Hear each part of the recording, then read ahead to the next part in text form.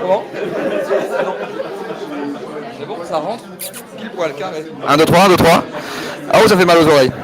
Ça fait mal aux oreilles? Là, c'est bon? Aïe, aïe, aïe, aïe, aïe. 1, 2, 3. Tu m'entends? Ah, ils m'entendent sur le live. Bonsoir sur le live.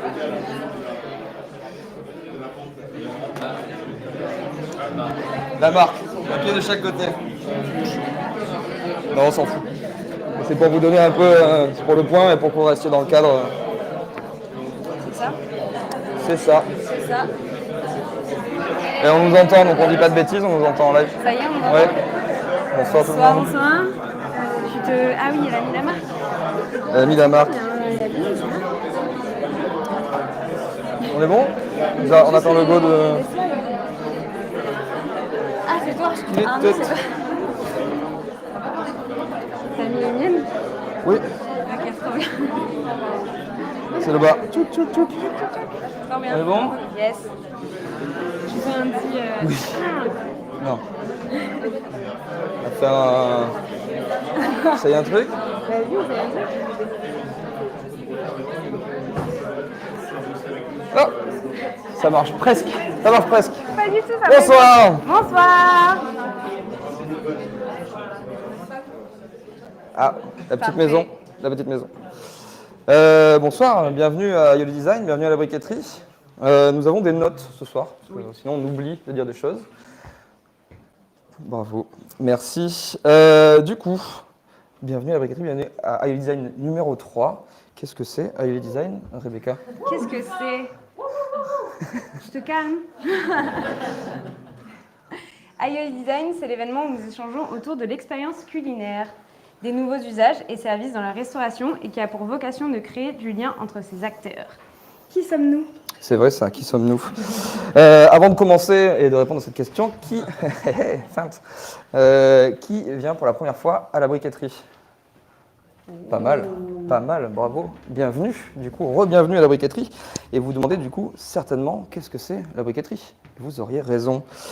La briqueterie, c'est un lieu créé il y a 4 ans pour permettre à des porteurs de projets, à des associations, à des entrepreneurs, à des entreprises, de voir le numérique pas comme un problème, mais plutôt comme une nouvelle perspective. C'est un lieu qui fait passer du savoir, qui fait rencontrer des gens, qui nous permet de tous se rencontrer et travailler ensemble. Donc comment on fait ça, me demanderez-vous?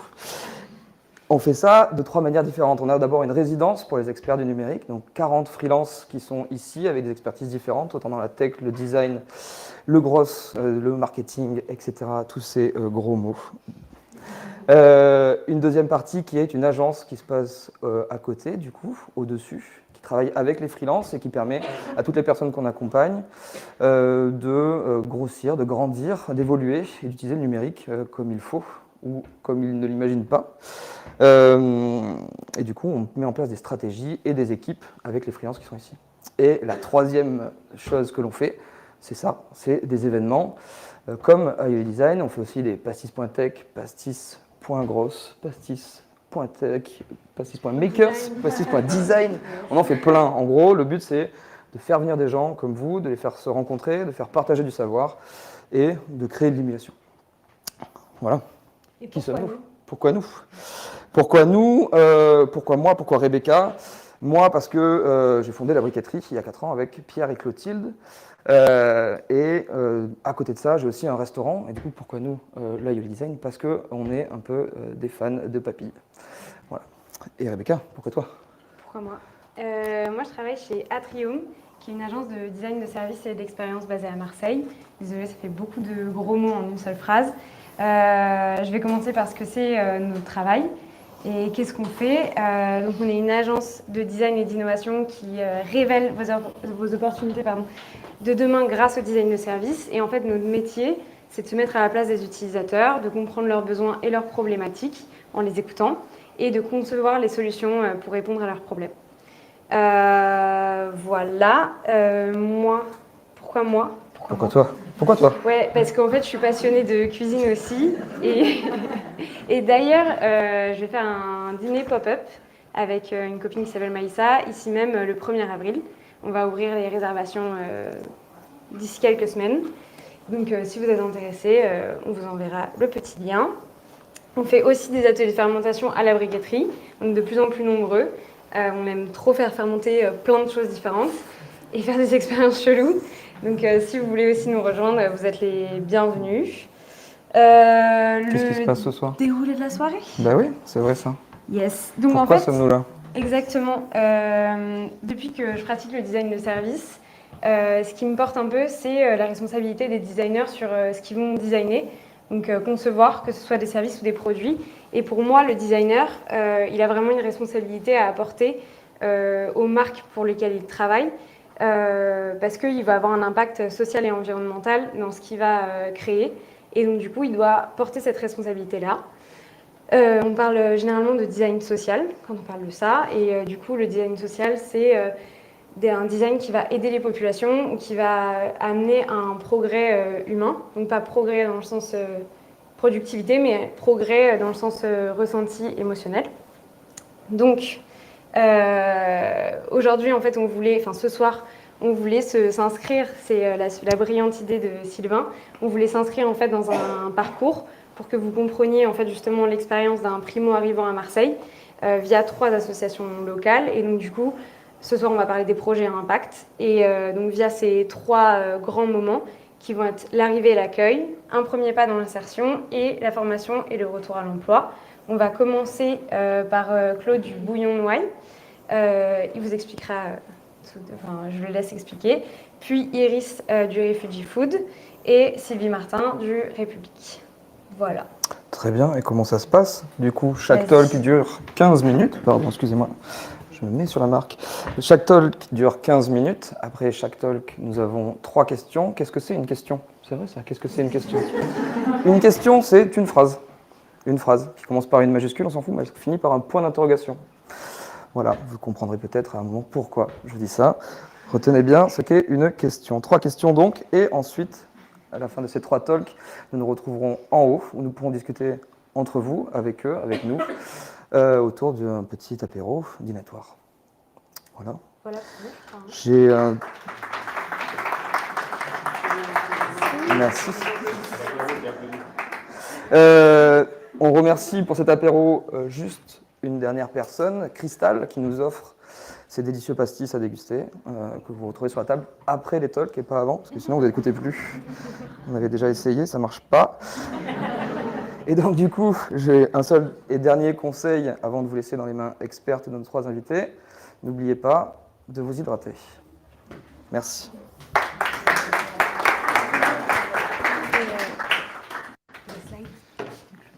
Claude, à toi. Yes, parfait.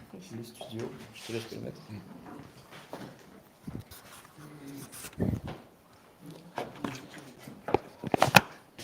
Bonjour à tous. Je suis très heureux d'être ici et puis j'ai très peur parce que vous êtes très impressionnants.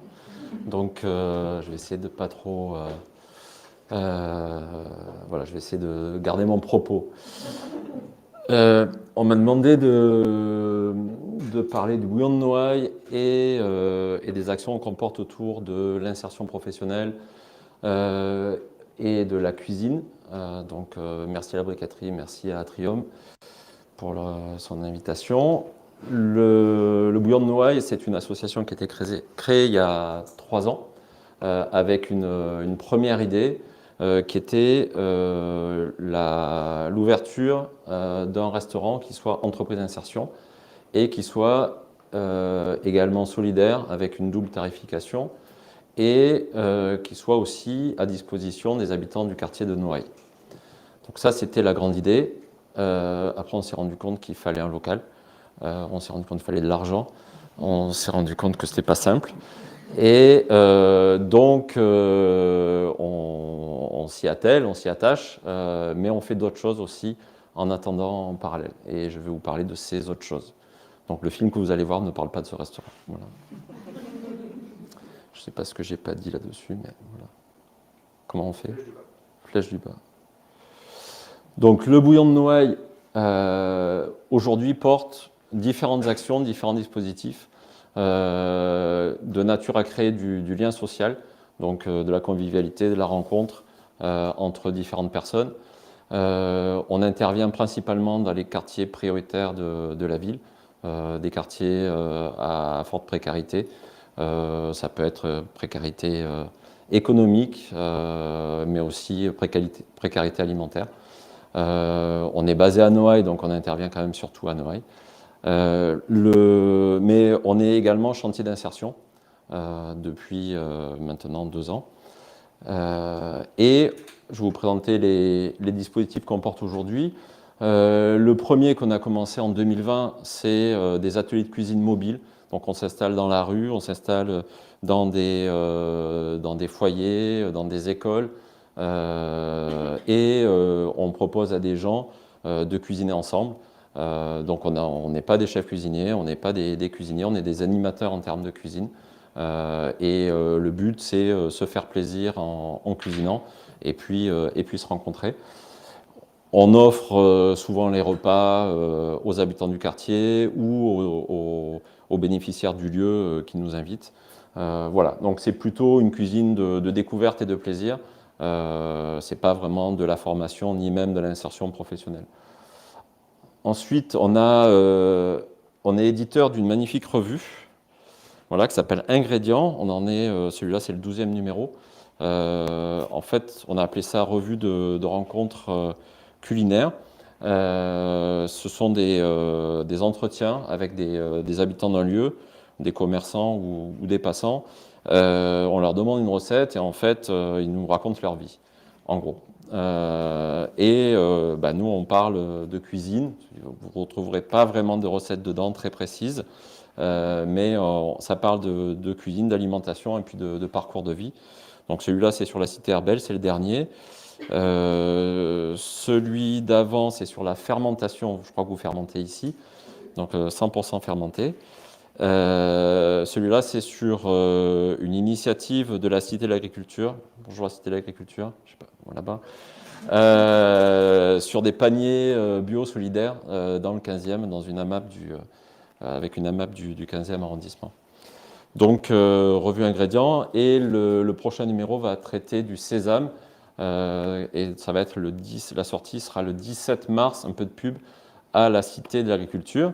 Il va y avoir un buffet sésame et le lendemain, il va y avoir un resto éphémère, également à la Cité de l'Agriculture, donc Square Stalingrad, c'est ça? Voilà.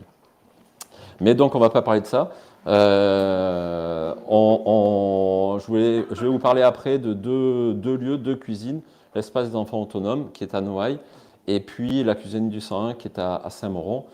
Quelques informations sur l'asso.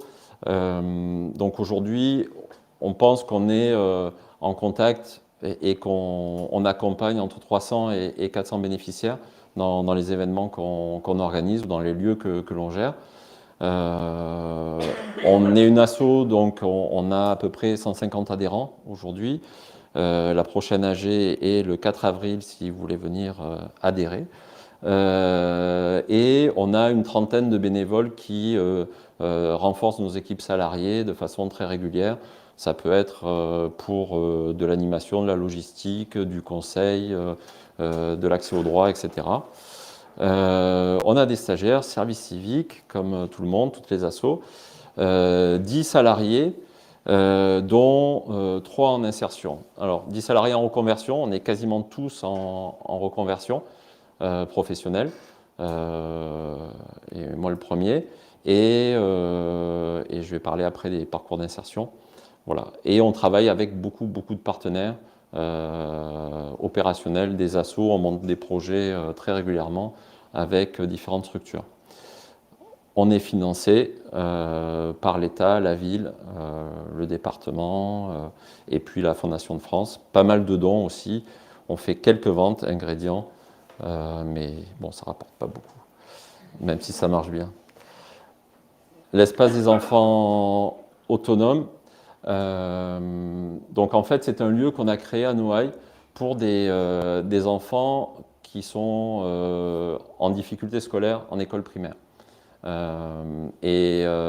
Donc ça peut être soit des primo-arrivants, c'est à peu près la moitié des jeunes qu'on accompagne, soit des enfants avec réellement des difficultés de compréhension ou de suivi ou d'adaptation à l'école. Donc c'est un lieu bâti autour d'une cuisine.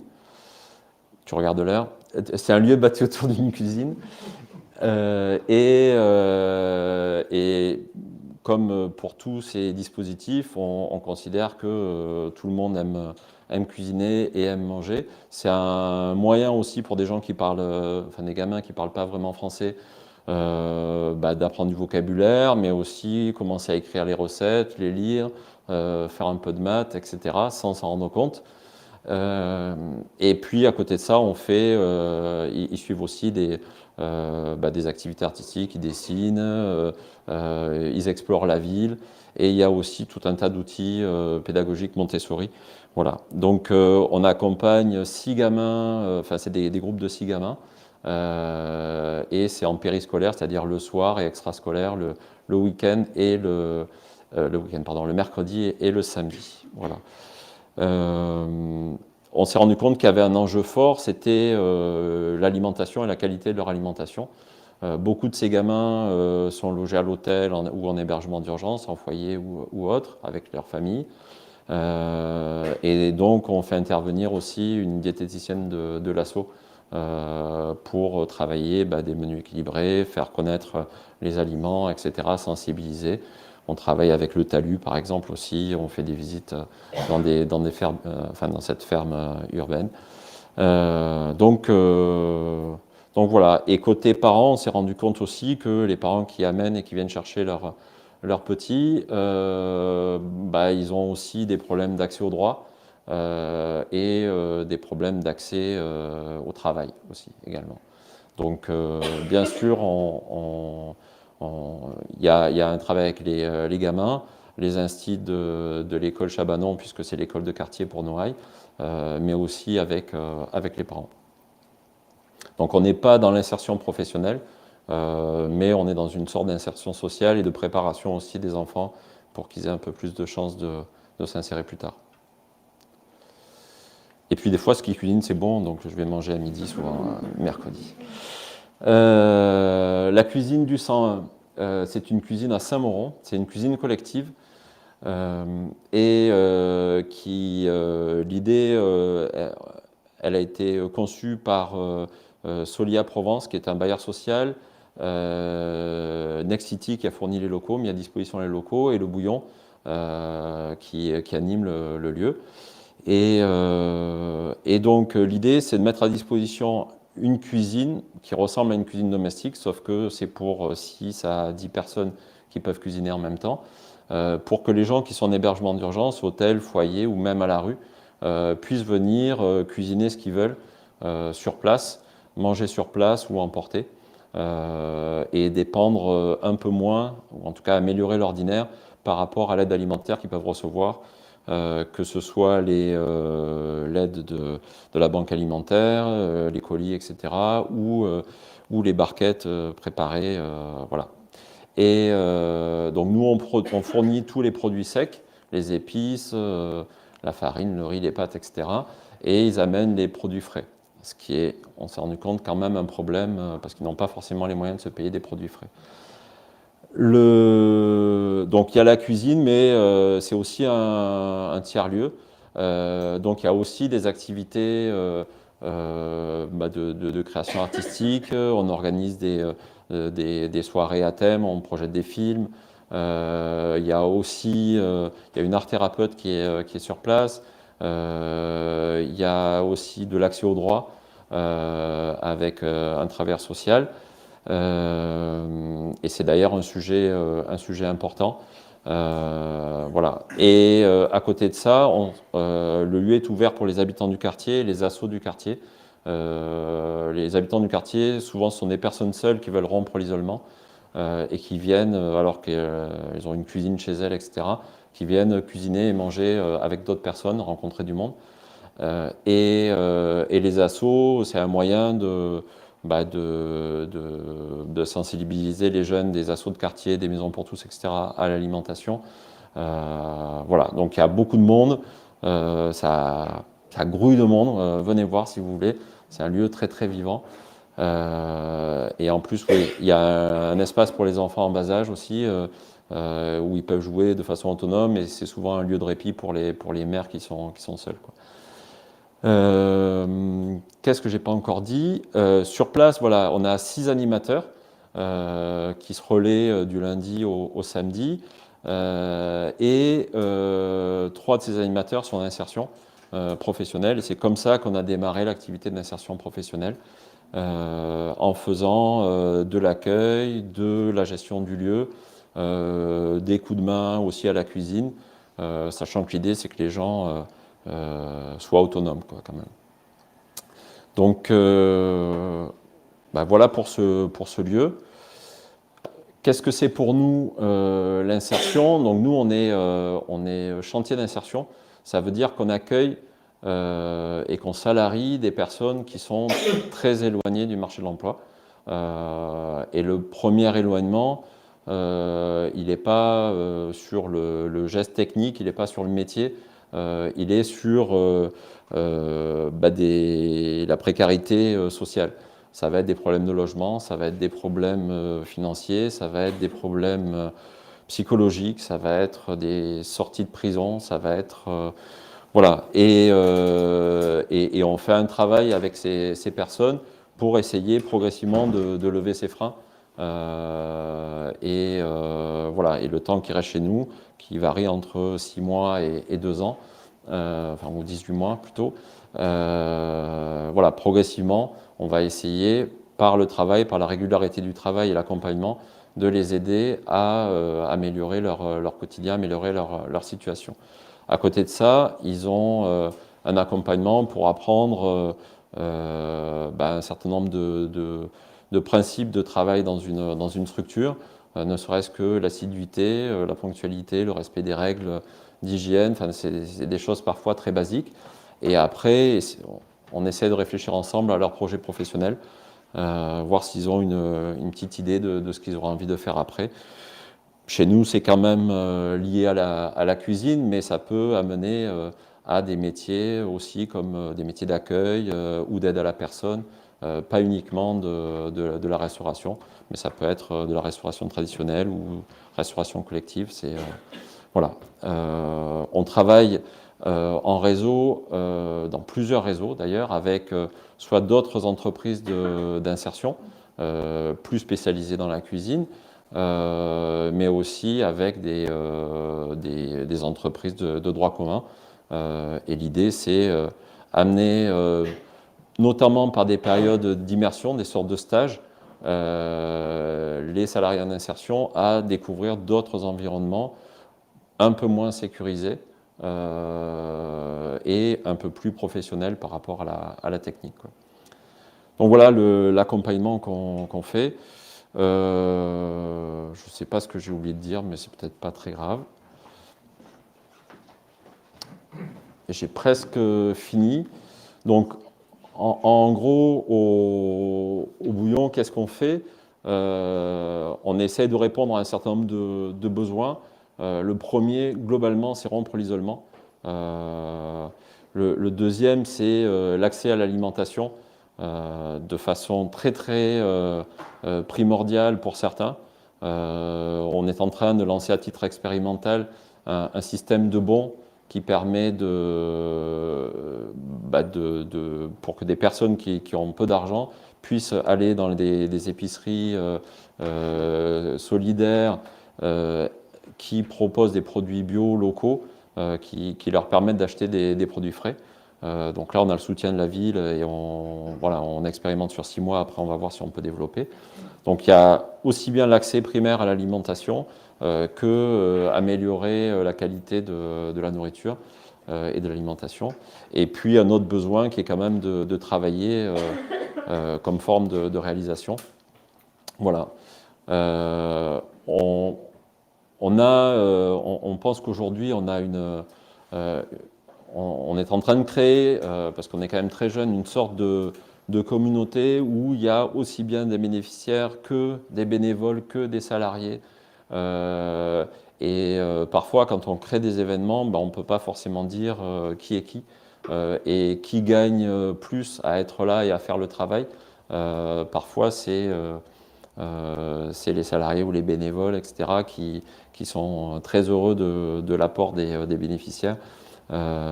Et qui en ressortent valorisés. Donc voilà, l'idée c'est quand même de se faire plaisir globalement. Les plaisirs, je pense que Rémi en a parlé, c'est manger ensemble, c'est cuisiner, manger ensemble, c'est passer du temps ensemble, c'est rencontrer les autres. Voilà, c'est des choses quand même assez simples, en tout cas chez nous, les plaisirs. Voilà. Et puis, j'espère qu'en 2024, on ouvrira cette cuisine voilà, qu'on a appelée la cuisine de l'Arc parce qu'elle est dans la rue de l'Arc. Le local est dans la rue de l'Arc à Noailles. Merci. Je ne sais pas si j'ai tenu 15 minutes ou 10 minutes. Voilà.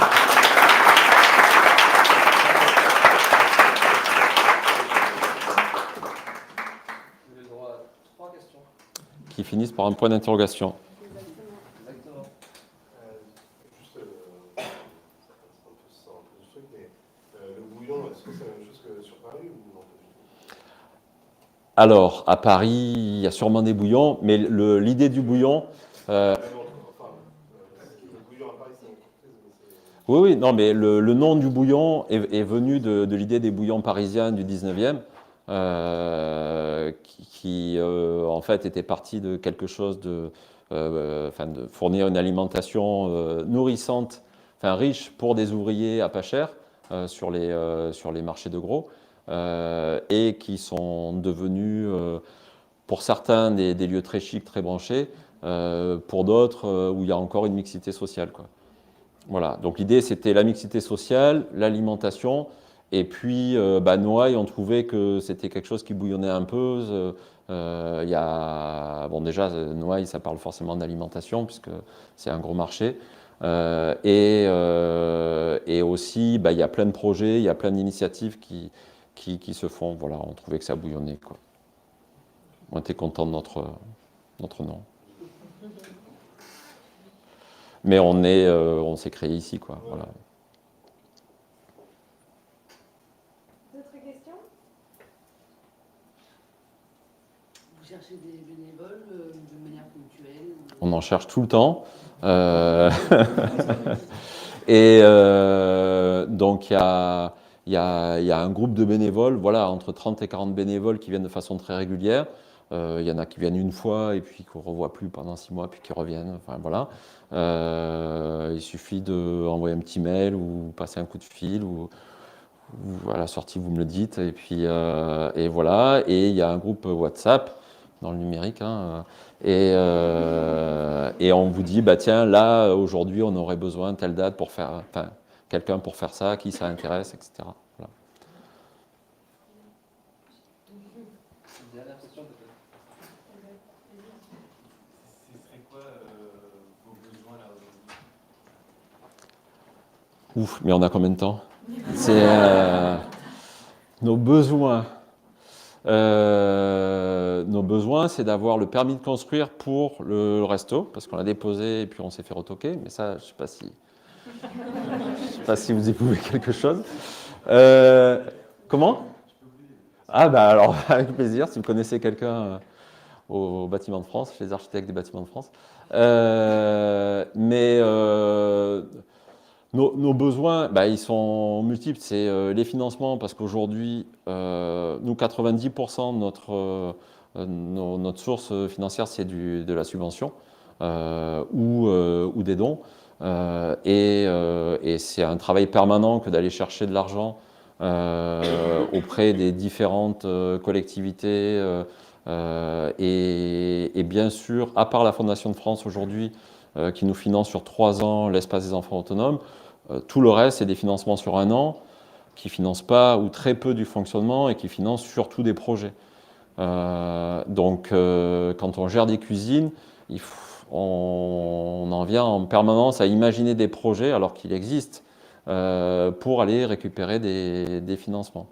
Donc, notre besoin, si vous connaissez des gens aussi qui travaillent dans les administrations qui peuvent nous financer, voilà, c'est travailler dans la durée sur des plans à 3-4 ans. Si on revient sur le sujet de l'emploi, j'imagine que c'est difficile pour des salariés, même si on en discute très, très régulièrement, de se dire, mais si l'asso n'a pas de financement l'an prochain ou l'année d'après, qu'est-ce que je deviens? Et tout ce qu'on est en train de bâtir, qu'est-ce que ça devient? Voilà. Je sais pas. Merci. Merci à vous.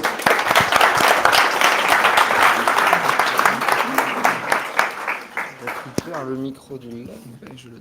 Ah, il y a ça. Attends, parce que je sais pas mettre ça moi toute seule. Allez, je t'aide. Hop. C'est bon? Et alors, ma slide. Parfait. Bonsoir tout le monde. Donc, pareil, je suis ravie d'avoir été invitée. Merci pour l'invitation. Ravie d'être là, même si là, présentement, à cet instant, je ne suis pas hyper ravie d'être là, mais ça va mieux se passer. J'avais fait des notes d'ailleurs que je pense que je vais laisser là, c'est si jamais moi aussi j'oublie ce qui risque d'arriver. Donc, je m'appelle Iris, j'ai plusieurs casquettes, mais celle qui nous intéresse ce soir, c'est celle de responsable de l'antenne Refugee Food Marseille. Donc, depuis un peu plus de 2 ans, j'ai monté une antenne de l'asso Refugee Food donc à Marseille, en étant portée par Festin. J'y reviendrai un peu après. Déjà, le Refugee Food, qu'est-ce que c'est? Je ne sais pas si vous avez déjà entendu parler de nos actions, peut-être du festival, parce que c'est une action grand public. Mais donc, on est une association, enfin, c'est un modèle hybride qui est association et entreprise, qui permet de s'autofinancer aussi. Donc côté association, en fait, on organise un festival qui existe depuis 2015, qui est né à Paris. On a aussi 2 formations, donc à destination des personnes réfugiées et primo-arrivantes, des formations en cuisine. Il y a une formation commis de cuisine et une formation pour les métiers de la restoco, restauration collective. Ça n'existe pas à Marseille, c'est dans Paris, Strasbourg, Nantes, je crois. Un programme de sensibilisation des jeunes, donc, qui s'appelle le Refugee Food Education, qui est un pilote à Marseille. Un programme d'aide alimentaire qui existe depuis les confinements, qui est à Paris aussi, donc production de repas tous les jours depuis ce moment de la crise du Covid et qui continue encore aujourd'hui, qui est une grosse partie. Donc tout ça à Paris.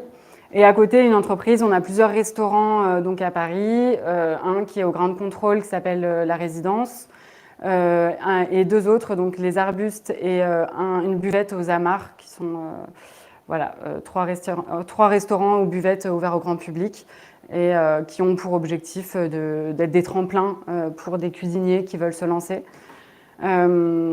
Et un service traiteur qui met en avant la cuisine de personnes réfugiées, tout ça à Paris. Donc ça, c'est globalement pour ce que c'est le Refugee Food. On a plusieurs missions à travers tous les projets dont je viens de parler qui sont sensibilisés sur, changer le regard sur les personnes réfugiées. Donc c'est vraiment là un objectif grand public de sensibilisation. Accélérer l'insertion socio-professionnelle des personnes réfugiées et primo-arrivantes, donc un peu comme ce que Claude, ce dont on parle ce soir aussi. Et plus globalement à œuvrer pour une alimentation plus juste et durable et accessible à tous, notamment via l'aide alimentaire. À Marseille, donc ce qui nous intéresse peut-être un peu plus ce soir, donc comme je vous disais, j'ai monté l'antenne donc en étant portée par Festin, qui est une association qui porte plusieurs projets qui sont tous en fait des projets qui permettent à des personnes éloignées de l'emploi de se réinsérer via la cuisine. Donc vous connaissez certainement, donc il y a la table de Cana, qui est un traiteur d'insertion, des étoiles et des femmes, qui s'adresse plutôt à un public donc, de femmes éloignées de l'emploi, le Refugee Food, donc le public des personnes réfugiées primo-arrivantes, et depuis quelque temps un restaurant qui a ouvert donc, dans la prison des Baumettes, qui s'appelle Les Baumets, donc pour faciliter la réinsertion des personnes détenues, faciliter la réinsertion après, quoi. Donc l'antenne à Marseille, c'est donc la première antenne du Refugee Food hors Paris qui a été créée. Et à Marseille, donc, on organise le festival depuis 2017, ça existe. À l'époque, je le portais en tant que bénévole parce que l'objectif de ce festival, c'est qu'il est porté par des porteurs de projets bénévoles dans une quinzaine de villes, Belgique et Suisse, au même moment, au mois de juin. Ça c'est les différents projets, je les spécifie ensuite. Donc, ce festival, je ne sais pas si vous avez déjà eu l'occasion d'y participer, mais en gros c'est des collaborations qui ont lieu entre des personnes réfugiées et des restaurants de la ville qui se passent sur à peu près une semaine autour du 20 juin qui est la journée mondiale des réfugiés, donc pour avoir un petit coup de projecteur médiatique. Donc qui a lieu dans une quinzaine de villes aujourd'hui. Donc il y a vraiment cet objectif de sensibilisation auprès du grand public. Et donc on fait ça avec des restaurants et depuis quelques années aussi avec des artisans parce qu'on essaye, on s'est rendu compte aussi que les personnes réfugiées qui participaient, ils avaient plein de compétences autres aussi que la cuisine. Et donc on a ouvert ça à la boulangerie, des fromageries. L'année dernière on a fait une collab avec la brasserie de la Plaine, donc de la bière. Voilà, donc on ouvre à tout ce qui est vraiment métier de bouche. Et en fait, de là, non, bon, je vais venir, pardon. Un deuxième projet donc, qu'on développe à Marseille, qui est pilote sur le territoire marseillais, qui est le Refugee Food Education, qui est encore une fois de la sensibilisation pour aborder la thématique des migrations forcées, mais avec un public plutôt de jeunes, donc des collégiens, et même plus spécifiquement des élèves de 4e, parce qu'au programme, ils abordent cette thématique-là, donc on en profite. Et donc on a fait un premier essai l'an dernier et là on a réécrit le projet.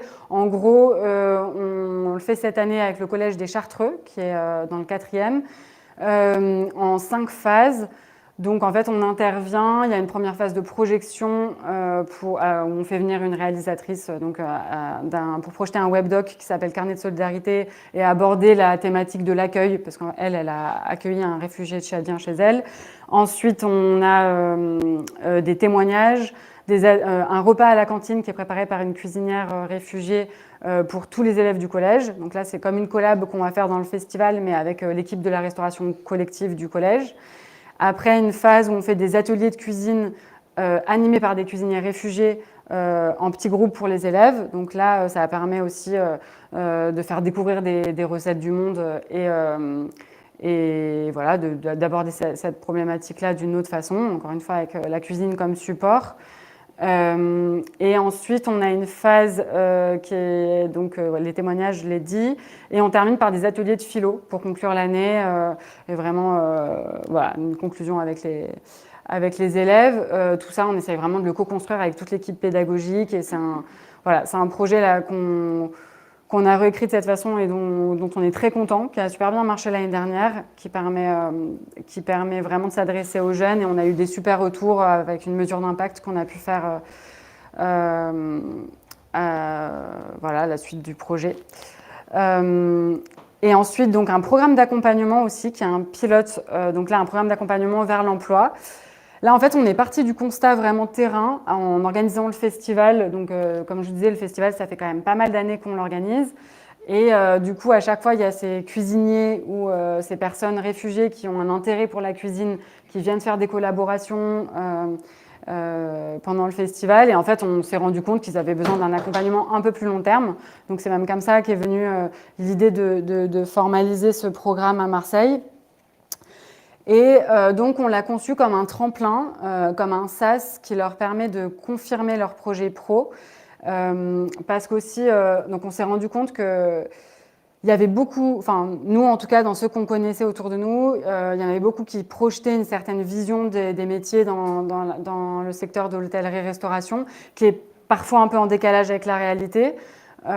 Et donc, on a créé ce programme avec un tronc commun qui est assez levé des freins, assez classique pour les accompagner dans leur projet professionnel, leur redonner confiance en eux, aussi des compétences assez basiques, mais qui peuvent être dans des différences culturelles, aussi des cours de français appliqués au monde professionnel et tout ça. Et ensuite, 2 parcours, un parcours d'entrepreneur, donc pour tous ceux qui veulent lancer leur activité, et un parcours recherche d'emploi ou recherche de formation pour ceux qui ont voilà, plutôt ce projet-là. Et dans les 2 cas, voilà, l'idée c'est aussi de leur permettre d'avoir une connaissance de la réalité du terrain en faisant des PMSMP, donc ce mot aussi que vous devez sûrement très bien connaître, mais donc des immersions professionnelles, des stages en fait un peu courts pour qu'ils puissent découvrir plein de métiers différents, s'assurer que c'est la bonne voie avant de se lancer en formation ou même pour lancer leur projet entrepreneurial, aussi de s'assurer qu'ils réalisent bien tout ce que ça implique et toutes les compétences que ça va devoir mobiliser aux différentes étapes de leur projet et pouvoir les orienter aussi. Donc nous, on a fait tout ce travail-là aussi, qu'on est encore en train de faire parce que c'est en perpétuelle évolution et surtout à Marseille avec tous les projets qui émergent, mais d'aller rencontrer tout l'écosystème et de leur permettre et de pouvoir les réorienter en fonction de leur projet vers des structures qui sont parfois plus spécifiquement sur, par exemple, l'entrepreneuriat ou sur le traiteur. Et donc voilà, on essaye de travailler main dans la main avec toutes ces structures. Et donc voilà, on fonctionne avec ce socle commun, un suivi individualisé, c'est comme ça qu'on l'a imaginé. Donc je les vois moi une fois par mois en individuel et après ils ont tous ces ateliers-là, soit collectifs, soit tronc commun.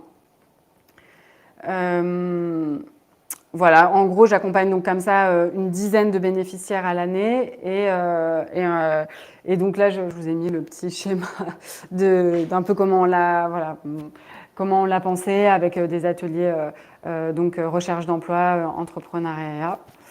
Je crois que je m'étais arrêtée là, mais en fait, pour conclure, ce programme d'accompagnement, il est donc encore en cours. On voit que c'est hyper riche pour eux et on en voit aussi les limites. Et en fait, les limites, je pense qu'aujourd'hui, elles sont de pouvoir offrir à ces personnes-là un accompagnement, en tout cas, qui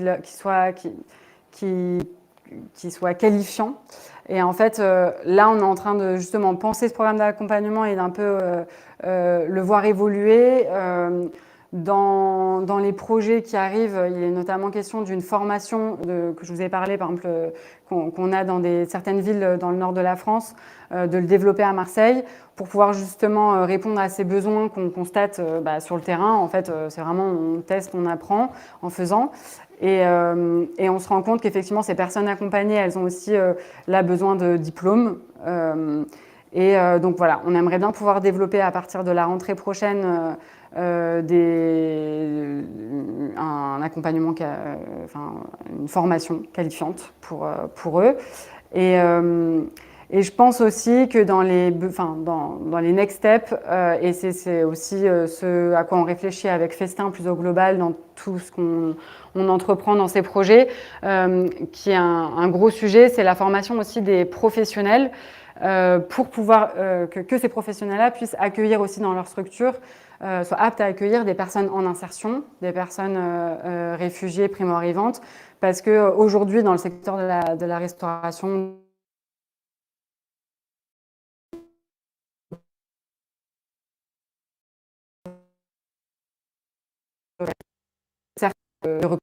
parce que du coup, les personnes en réinsertion, elles pourraient venir en même temps pallier à ça et ça fait une boucle vertueuse. Mais en même temps, il faut que les professionnels ils soient aussi formés à manager, à accueillir et à encadrer toutes ces personnes. Donc il y a un vrai challenge et une vraie réflexion à avoir sur comment former aussi tous ces professionnels du secteur là-dedans. Donc voilà, je vais m'arrêter là. Je pense qu'il y aura une transition sur la suite des projets. Mais entre-temps, je ne sais pas s'il y a des questions.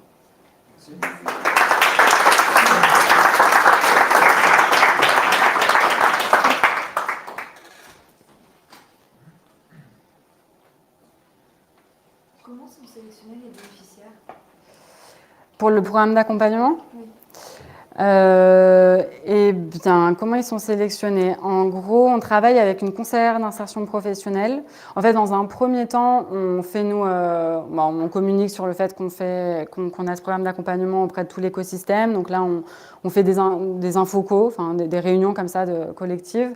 Et puis ensuite, en fonction des candidatures, on a quelques critères qu'on s'est mis aujourd'hui, qui est un niveau minimum de français, parce qu'on s'est rendu compte qu'on avait beaucoup de mal après à travailler avec les personnes qui avaient en dessous d'un niveau A1. Bon, on ne demande pas des papiers, mais en gros, un niveau A1, ça assure qu'ils comprennent et qu'ils puissent un minimum s'exprimer.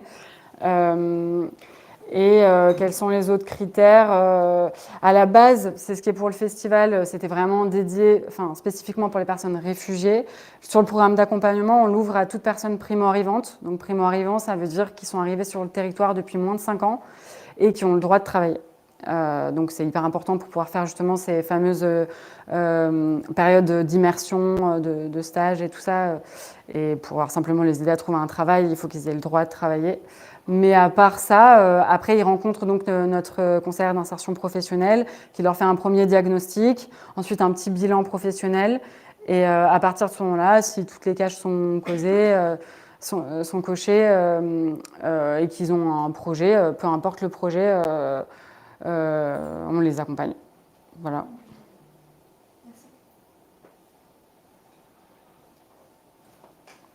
Ouais. Tu parlais de la pénurie dans le recrutement dans ces milieux-là, dans la restauration, etc. On sait qu'une des raisons, c'est les conditions de travail et que les gens désertent en fait ce type de métier. Comment s'assurer que insérer les populations de réfugiés, etc., dans ce milieu de travail ne renforce pas cette boucle vicieuse finalement, parce que je ne respecte pas du tout la règle de Rémi. C'est vrai qu'ils sont censés avoir un point d'interrogation quelque part. Comment s'assurer que l'insertion dans ce milieu professionnel particulièrement, comme les conditions de travail, ne renforce pas leur précarité? Ouais, non, mais c'est une très bonne question que vous posez. Et justement, en fait, ça fait écho à ce que je disais sur la fin du gros challenge qu'il y a aussi à former les professionnels du secteur, parce que l'idée, elle n'est pas, de se dire aujourd'hui il y a un manque de personnel et il y a une crise, une tension dans ce secteur-là. On va donner les métiers merdiques à une population.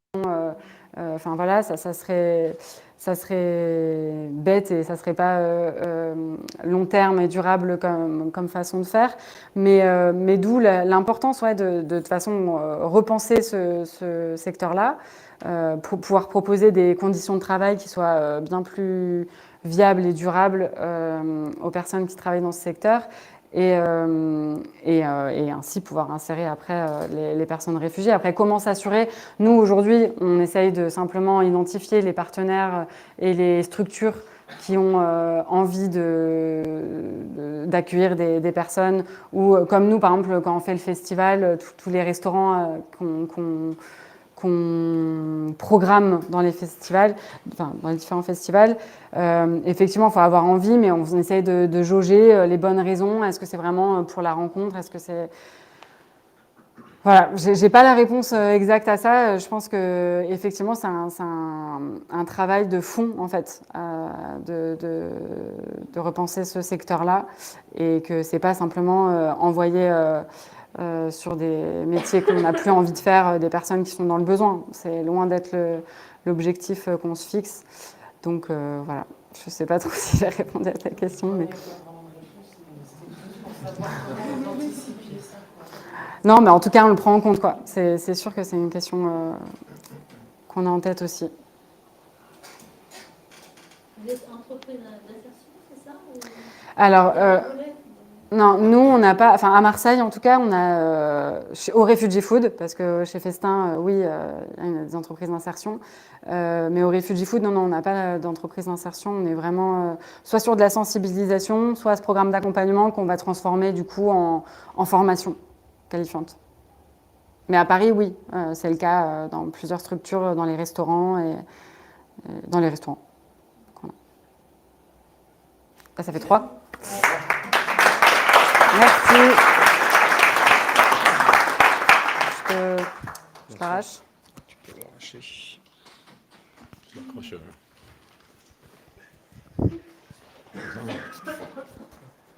C'est bon ? Nickel. Bonsoir tout le monde.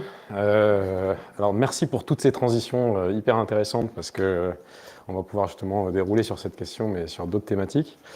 Merci de nous avoir invités, évidemment, et merci à toutes d'être là.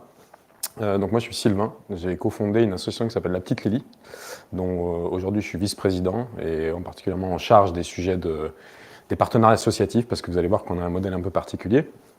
Alors déjà, pourquoi Lily? Parce que c'était une personne, Lily. C'était les mamans de Sébastien Richard, qui est notre président et qui est fondateur avec moi de l'association. Et elle est malheureusement partie pendant qu'on créait l'association. Et donc on lui a rendu hommage dans une ville où on a la bonne mère. On s'est dit qu'il nous en fallait une. Et du coup, Lily est devenue notre bonne mère. La mission qu'on s'est donnée, nous, c'est assez simple, c'est de dire qu'on était en capacité, via notre métier, de changer la façon dont, 1, ce métier est fait, 2, comment on l'aborde, et 3, de comment les savoir-faire qu'on a en France et la qualité de ce qu'on fait et l'alimentation peuvent impacter sur, évidemment, des personnes qui ont besoin d'emploi, mais aussi des personnes, tout simplement, qui n'ont pas l'opportunité d'aller au restaurant ou qui n'ont pas l'opportunité de découvrir des produits de qualité. Et donc, on a créé ça en se disant qu'on allait participer à construire des projets au fil du temps qui allaient répondre à ces sujets autour de l'alimentation. Et on a commencé, il y a maintenant 1 an, puisqu'on a ouvert le 1er février de l'année dernière, un restaurant qui s'appelle Le République, qui est place Sadi Carnot à Marseille, qui a 2 axes majeurs de travail. Le premier, c'était d'être entreprise d'insertion. Donc pour ceux qui ont bien suivi les parcours dont on parle depuis tout à l'heure, sans vouloir répéter ce qui a été dit, mais d'abord, il y a 2 statuts dans l'insertion, il y a les chantiers d'insertion et puis les entreprises d'insertion. Les chantiers d'insertion, c'est ce que vit au quotidien, ou ce que vivent Claude et ses équipes bénévoles ou non, c'est-à-dire des personnes vraiment très éloignées de l'emploi et qui ont besoin d'un accompagnement social assez lourd, parce que parfois ça va jusqu'à des addictions, ça va jusqu'à beaucoup de choses. L'entreprise d'insertion, nous on vient un peu après dans le parcours, et d'ailleurs on accompagne aussi des jeunes entrepreneurs issus de ces parcours d'insertion à créer leur aventure après, etc. etc. Alors jeune, c'est pas par l'âge, c'est par l'envie d'entreprendre. Et donc l'entreprise d'insertion, en général, accueille des personnes qui sont un peu plus stables dans leur contexte social du quotidien, même si, évidemment, il y a toujours des choses à traiter et que là aussi, il y a toujours besoin d'un accompagnement, puisque c'est en plus une obligation, quand on a ce statut d'insertion, d'avoir des conseillers en insertion professionnelle qui vont accompagner les personnes qui travaillent avec nous. On le fait en cuisine, en salle et même en administratif. Donc on a essayé de créer une voie, en tout cas dans tous nos métiers, dans tout ce qui touche à la restauration sur ces parcours d'insertion. Et l'insertion, ça a une vocation simple, c'est de se dire qu'on prend des sachants, des encadrants, qui sont en capacité de transmettre. Alors ça, c'est assez facile à dire, c'est moins facile à faire. C'est-à-dire que finalement, le plus dur, c'est pas de recruter des personnes en insertion, mais c'est de stabiliser une équipe d'encadrants. Parce que, on vient de le dire, et je fais transition depuis la question qu'il y a eu avant, et j'en parlerai plus en détail tout à l'heure, mais on est un métier en désamour actuellement, il y a quand même 300 000 postes à pourvoir. Et ce qui part en premier, c'est les savoir-faire. C'est-à-dire c'est des gens qui étaient passionnés par leur métier, c'est des métiers de passion en général. On a vu tout à l'heure aussi les choix autour de... on fait plein de trucs dans un labo et on fait fermenter plein de trucs et on essaie de cuisiner à la maison, etc. Et puis voilà, donc quand on est passionné de nourriture, ça participe à ça. Et malgré ça, il y a cette déperdition et ça vient évidemment de certains enjeux que vous avez pu exposer et que Iris a pu détailler également dans les défis de notre industrie. Le deuxième aspect de ce restaurant, c'est de pouvoir accueillir tout le monde en mixité. C'est-à-dire avoir la capacité de donner l'opportunité à des gens de venir au restaurant, même quand ils n'en ont pas les moyens. Alors comment on fait ça? C'est simple, tous les jours au resto, on a des gens qui sont des clients qui ont les moyens de payer leur repas et qui viennent manger. Et puis on a à peu près 30 à 35% par repas de personnes qui n'ont pas les moyens et qui payent seulement 1 € pour le même service au même moment, en même temps, sur les mêmes menus, etc. etc. Le but, c'était pas de construire un schéma où les clients à 1 € allaient bénéficier d'une sous-offre du restaurant, mais vraiment d'avoir une offre en mixité où personne ne sait qui est qui dans la salle. Et c'est comme ça qu'on fonctionne. Donc ça veut dire que chez nous, on ne montre pas de papier. Normalement, quand on passe la porte, on a un client et c'est tout. OK? Ou une cliente, évidemment. Il y a d'autres aspects à ça. C'est évidemment un parcours, pourquoi 1 €? Parce que l'addition fait partie aussi du parcours, ça fait partie de la dignité du schéma quand on vient au restaurant. C'est aussi, si on pense à des papas, des mamans, ils n'ont pas forcément besoin de dire à leurs enfants qui sont dans ce parcours-là. Ils peuvent tout simplement avoir une addition et qui mettent 75 € ou 5 €, les enfants n'ont pas à le savoir et c'est un principe, on va dire, de partage ou de retour au respect du parent, et ça c'est hyper intéressant aussi. C'est des exemples de pourquoi cet euro il est important dans le schéma. Comment on le fait? On le fait aujourd'hui, on a, je vais vous donner un peu quelques chiffres vite fait, mais on a à peu près presque 90 assos partenaires, donc avec qui on conventionne, et en fait c'est elles qui réservent pour leur public. Comme ça, nous, on a une réservation, on sait que c'est des tables à 1 euro ou des tables mixtes, parce que c'est quasiment tous les jours aussi ça, c'est-à-dire des personnes qui ont les moyens, qui viennent, qui disent bah, nous on sera 2 payants, 3, machin, bref, ils s'arrangent. Et le but c'est d'avoir cette mixité en permanence, et que nous, quand on passe la porte, il n'y a pas de différence. Vous êtes accueilli comme un client, quel que soit le client. C'est ça le principe. Donc, on a eu 24 personnes qui sont passées par chez nous déjà en insertion. Alors, on a 15 postes ouverts en insertion. Sur aujourd'hui, je crois, 29 personnes qui travaillent pour nous. C'est la limite, hein, de toute façon. Après, il faut redemander des autorisations. Enfin, il y a tout un parcours hein, quand on est en insertion. Voilà. On n'a pas le droit d'ouvrir des postes en insertion comme ça. Il faut avoir l'autorisation de la direction du travail. On a à peu près la moitié de nos équipes qui sont avec nous depuis l'ouverture. Donc ça veut dire qu'il y a des gens qui sont là vraiment depuis le début, qui ont vraiment envie de progresser. Certains sont arrivés chez nous et ils ne parlaient pas français et ils sont aujourd'hui chefs de rang ou responsables de partie en cuisine, etc. Donc ils ont vraiment progressé dans leur parcours. Et puis il y en a d'autres, bon, au bout d'un mois, ils se rendent compte qu'ils ont envie de faire chauffeur-livreur et ils s'en vont. Hein. C'est le principe de l'insertion et c'est même la vertu de l'insertion, c'est de pouvoir se dire j'ai goûté un truc qui ne me plaît pas et donc je vais aller faire autre chose. On a eu en un an là, la capacité de faire à peu près 4000 repas à 1 euro. Donc on l'a fait en les murs, c'est-à-dire les repas dont je vous ai parlé, mais aussi hors les murs, c'est-à-dire on fait aussi du aller vers dans certains quartiers. On a un food truck, on a pu aller créer des programmes. Par exemple dans les centres sociaux avec la mairie cet été, mais dans plein d'autres contextes. Et puis parfois c'est juste une asso qui m'appelle en disant j'ai 50 jeunes qui vont jouer au foot ce week-end, est-ce que tu peux nous faire 50 sandwichs? Voilà, ça marche aussi quoi. Et on a à peu près 300 adhérents à l'association, dont une quarantaine de chefs et chefs étoilés en France. Et je vous comprendrai pourquoi dans la mission qu'on s'est donnée c'est important. Et qui nous accompagne sur plein de projets aussi. C'est-à-dire que dans la vision, on fait des 4 mains au restaurant avec eux, on crée des repas caritatifs, même des grands repas. On a fait un gros repas caritatif au bénéfice des Restos du Cœur cette année. On a réussi à récupérer 9 000 € pour eux, donc c'est super. Voilà, donc on essaye de construire comme ça des projets avec ces grands chefs.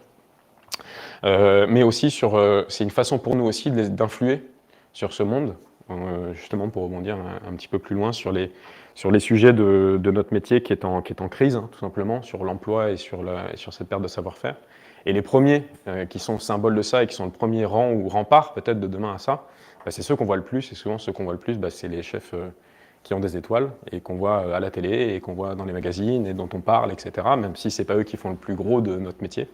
Mais c'est eux qui sont les voix en général, qui donnent de l'écho à ces sujets-là. Et donc, il faut, même sur eux, faire un travail de fond pour transformer ce modèle-là. Donc notre ambition, elle est simple, c'est d'influer sur ces fondamentaux des métiers de la restauration.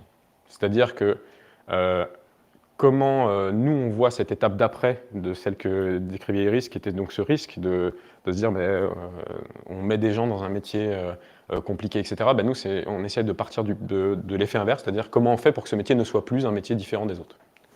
Ça veut dire... ça passe par beaucoup de choses, mais ça passe principalement par, comme dans tous les métiers, d'avoir un respect de son équilibre privé-pro. Ça veut dire pas faire 65 heures quand on en est payé 35. Ça veut dire avoir du management et pas...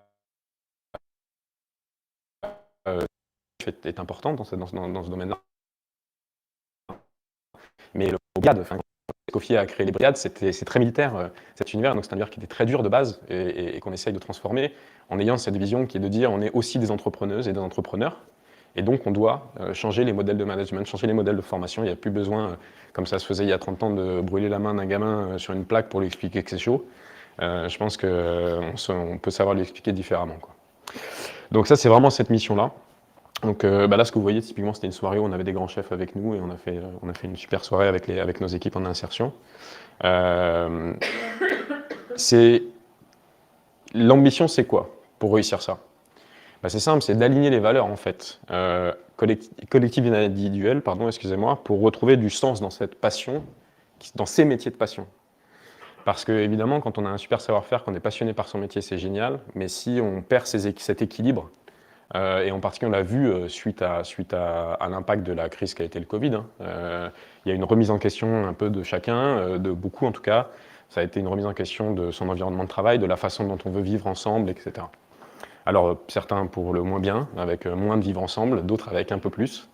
Et nous, on tend plutôt vers le un peu plus. Mais la vraie vision, elle est là. C'est de dire, on ne peut pas, quelle que soit sa passion et son envie, aller travailler avec ou pour quelqu'un, ou les deux, ou monter sa structure si ce n'est pas aligné avec ses propres valeurs. Et notre métier ne fait plus sens aujourd'hui dans ce sens-là. Et donc c'est ça qu'on essaye de changer. Et donc ça, on le fait pour tout le monde. C'est-à-dire les personnes qui travaillent avec nous, les personnes qui sont accueillies chez nous, à table, et qui constituent, enfin, en tout cas qu'on peut accueillir. Donc, comme vous voyez, on a fait pas mal de choses dans plein de domaines différents, et on essaye d'accueillir toutes les populations en mixité chez nous. Et puis l'étape d'après, c'est quoi? C'est de se dire, maintenant qu'on prône ça et qu'on le construit chez nous, comment on fait pour que ces professionnels-là, quand ils sortent de chez nous, refusent d'aller travailler dans une structure où il n'y a pas ce respect-là. 2, sont les entrepreneuses et les entrepreneurs de demain qui iront créer leur restaurant une fois qu'ils auront acquis un certain parcours de savoir-faire, et qui, eux, prôneront ces valeurs-là. Et tout à l'heure, on s'est filmé, on a fait une petite vidéo chacun de présentation en off, où j'ai été très rude sur un propos, mais en gros, l'idée, c'est de se dire que normalement, un restaurateur, en tout cas notre envie à nous, c'est qu'un restaurateur demain, qui travaille autour de ces métiers-là, en réalité, s'il ne répond pas à ces critères de valeur, de respect des personnes, d'équilibre, et malgré tout, en maintenant le savoir-faire, la qualité, et parce que c'est exceptionnel le savoir-faire qu'on a en France, hein, sur les métiers de la restauration et sur la cuisine, il faut quand même être... faut quand même ne pas se leurrer, c'est une vraie capacité qu'on a à former à l'excellence. On parle de métier d'excellence quand même, c'est-à-dire qu'on peut amener des personnes qui sont primo-excédents, on peut amener des jeunes déscolarisés, on peut amener nous on a des personnes de 60 ans qui finissent chez nous en se disant que ce sera un métier plus cool que ce qu'ils ont fait. Donc il y en a, voilà, des métiers plus durs, mais c'est surtout des métiers où il y a de l'excellence et on est capacité d'aller vers l'excellence tout en prenant ces valeurs. Voilà. Et donc c'est important qu'aujourd'hui on passe à la formation, à la qualification et aux aspects diplômants. Donc Iris l'a introduit, nous on travaille d'ailleurs avec Festin sur ces thématiques-là, c'est-à-dire comment on va créer ensemble des sujets de formation qui soient communs, avec des troncs communs, avec la capacité de former les personnes vers ces savoir-faire, vers cette excellence, mais où dedans il y aura... il est hors de question de se dire qu'on va acheter un produit à 8000 km. Au République, nous on achète tout à moins de 200 km, c'est la règle. C'est massivement du bio, du HVE, c'est tendre vers de l'écolabellisation, c'est-à-dire que c'est travailler sur le champ avant de travailler sur l'assiette. Et ça, c'est très très important d'avoir ce parcours-là déjà dans le cursus de formation. Ensuite, c'est les savoir-faire de la main, qui sont ces métiers-là. Parfois des jambes aussi en salle, hein, quand même, ça court pas mal. Mais c'est aussi derrière de dire comment on devient un entrepreneur et pas un responsable de brigade. Et comment on devient un responsable de parti, un chef de parti, etc. Et que ce titre s'efface derrière les qualités humaines des personnes qu'on va former et qu'on va diplômer.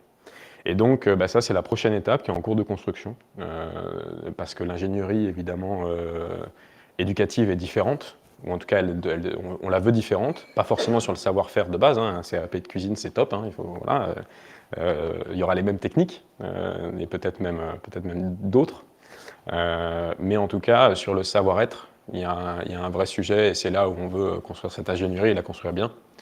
Et donc notre ambition, c'est de créer une grande école de l'alimentation à terme, et en particulier sur notre territoire à Marseille, où là il y a des très très grandes écoles de cuisine en France.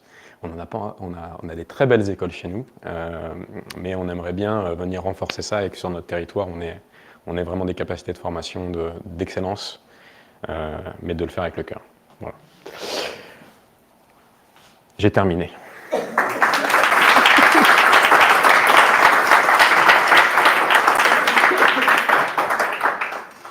Y a-t-il des questions? Vous est-ce qu'un deuxième restaurant est prévu? Ça serait quand? Ouais. Alors déjà, alors je vais revenir juste sur un slide qui est celui-là, parce que c'est vrai que je suis passé assez vite, parce que je parlais du République, parce que c'est notre bilan de l'année dernière. Mais là, on a déjà, en fait, on a cherché, quand on a créé ce lieu, à se dire on voulait un lieu historique, parce qu'on voulait on voulait rendre un patrimoine, en fait, aux personnes qui viennent chez nous. C'est-à-dire qu'il y a l'assiette, il y a le goût, il y a la cuisine, et parfois, c'est vraiment la découverte de la cuisine. On a plein de gens qui viennent chez nous qui nous disent qu'ils n'ont jamais mangé français, par exemple, des choses comme ça. Ça arrive tout le temps. Mais on veut aussi créer des savoir-faire différents. Donc on a commencé par le République, qui est un restaurant bistronomique, dans ce lieu qui était l'ancien café parisien. Pour les plus marseillais d'entre nous, vous connaissez peut-être, mais ça date de 1901. C'était un peu le Montmartre marseillais, c'est-à-dire il y avait autant politiques, artistes, voyous, bref, et dockers au café le matin, quoi. Et donc c'était vraiment un café historique, et si vous venez, vous verrez, c'était art déco, un peu rococo, avec moulures, dorures, etc., qu'on a fait restaurer d'ailleurs. On a un terrain de pétanque à l'intérieur, mais bref, il y a 1200 mètres carrés.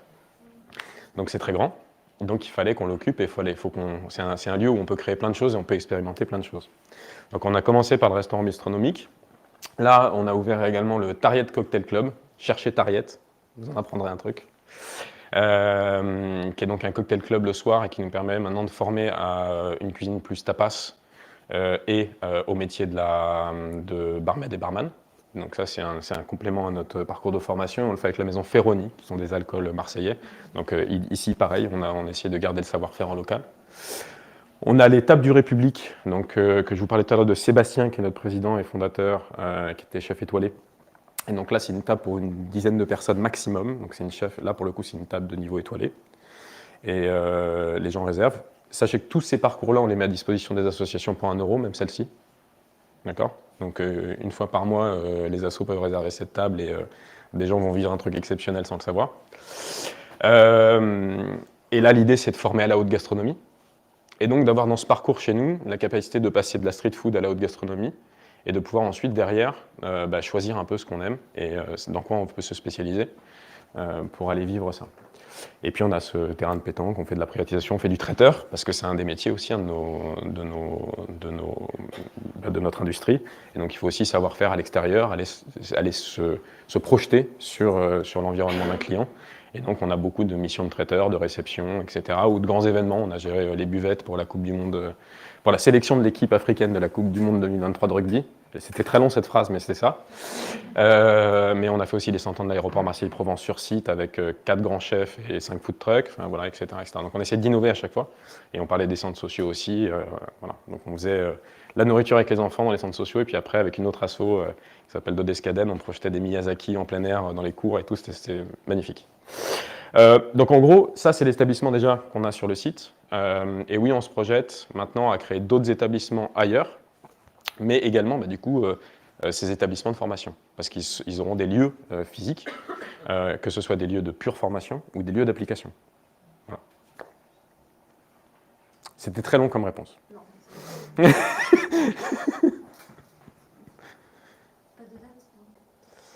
faisait partie de ma question.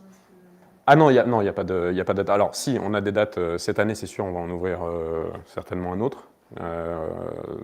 Et là, on se projette plutôt à la capitale qu'à Marseille. Et pour 2024, on a un très très gros projet là pour le coup dans la région, dont on ne parle pas trop encore, mais qui va nous permettre sur un seul et même lieu, et donc là on parle en hectares, d'avoir la capacité de créer 5 ou 6 établissements. Voilà. Merci. Avec plaisir. Pas d'autres questions? Voilà. Merci.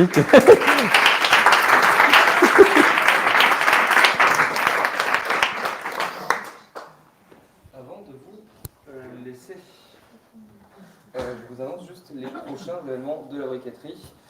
Donc vous avez Pastis Pointec le 2 mars, la semaine prochaine, pour construire et déployer son produit. Donc c'est plutôt tech et design. Pastis Design le 6 mars pour comprendre ses utilisateurs. Et Pastis.gross qui va... Non, très bien, Pastis.gross sur le podcast. Et le prochain Dynamic Design n'a pas de date. mais on y parlera certainement de comment entreprendre avec des méthodes que l'on peut trouver à la briqueterie. Donc pas de construire un restaurant et d'y aller, mais plutôt de trouver d'autres petits moyens d'entreprendre, comme on a fait avec Robato. Le restaurant par exemple, qu'on a ouvert à Réformer, instant pub. Ouvert du lundi au vendredi. Non, c'est ouvert quand, Robato? C'est le 9. Voilà, le 6 à demi à l'envers. Merci Aurélien. C'est ouvert quand? Robato.